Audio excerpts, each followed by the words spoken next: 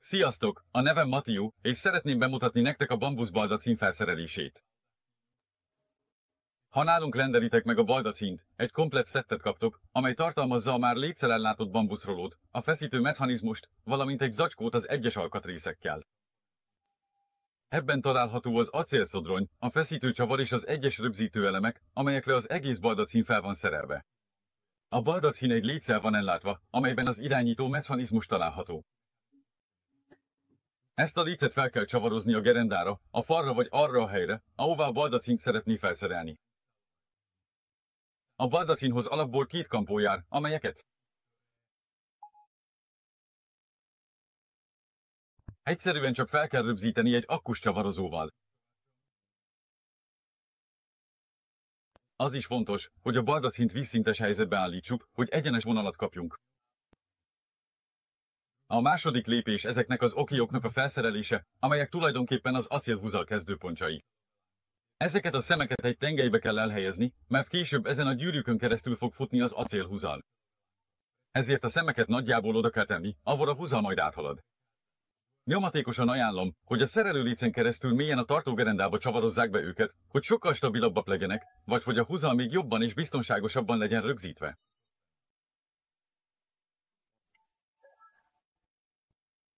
A következő lépés az acélhúzal felszerelése.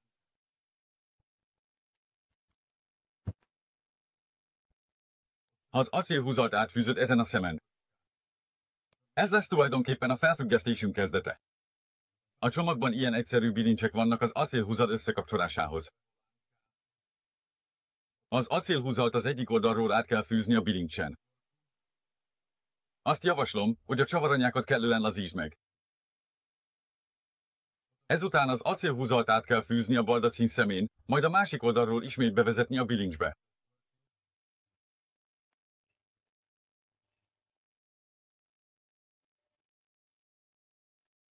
A meghúzáshoz használj 7-es méretű kulcsot. Elég egy sima csavarhúzó, vagy akár egy akkus csavarhúzó is.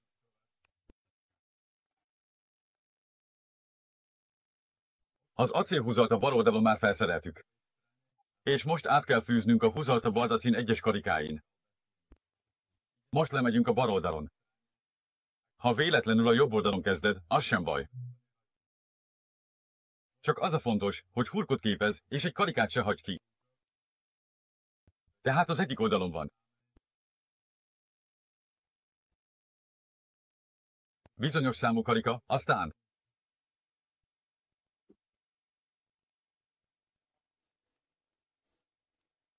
fontos, hogy átmenjünk a másik oldalra, és lényegében úgy fejezzük be a hurkot, hogy a jobb oldalon felfelé folytatódjon.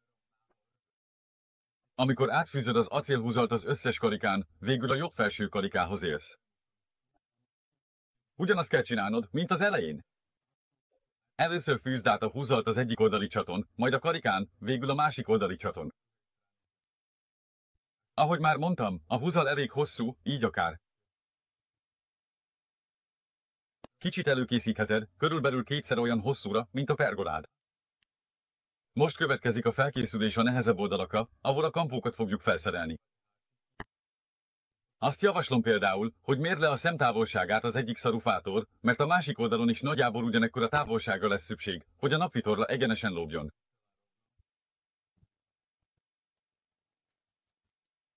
Most elkészült az acélhúzalból a hurok.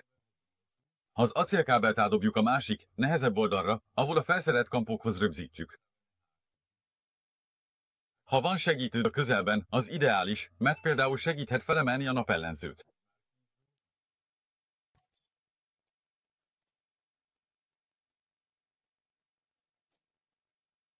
Most már lóg a napellenző. Elég hosszúra hagytuk a kötelet.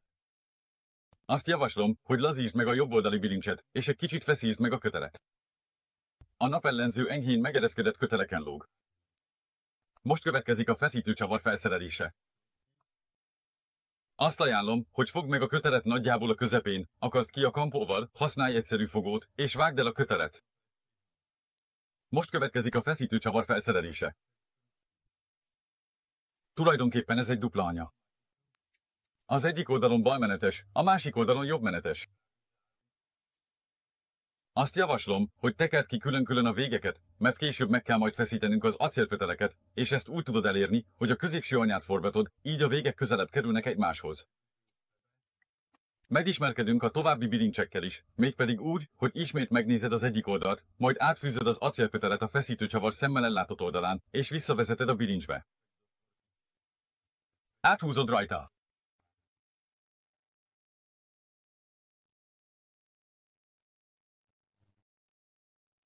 Ezután ezt a részt felakaszthatjuk a kampóra. Most következik a második rész, ahol már csak egy szemet kell készítened.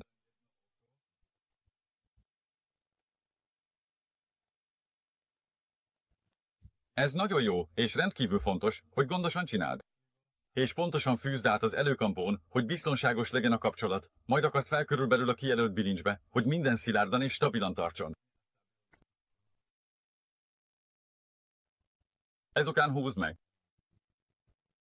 Ezután következik a végső lépés a végső kötelek megfeszítésénél. Ezt úgy éred el, hogy meghúzod ezt a középső anyát.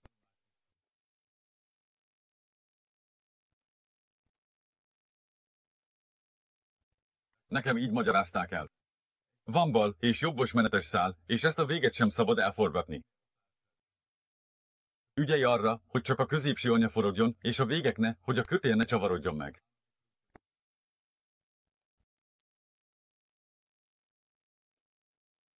Nem tudom. Bácsi most úgy gondolja, hogy a telepítés gyakorlatilag majdnem kész. Azt javaslom, vágd le az acélkötelek végeit, hogy ne maradjanak feleslegesen hosszú túlnyúlások. A baldacint elsősorban napvédelemre használd. Ne várd el tőle, hogy megakadályozza a vízbe jutását, vagy fogytetőként szolgáljon. Elsősorban árnyékolásra való. Ajánlott átlátszó fedéssel kombinálni, legyen az polikarbonát, üveg vagy más anyag. Tényleg azt javaslom, ne hagyd, hogy a baldacin elázzon. Ha mégis elázik, próbáld meg kiteríteni a napra, hogy megszáradjon. Ha ezután zárva hagyod, és belül felgyűlik a víz, előfordulhat, hogy a bambusz kissé besötétedik.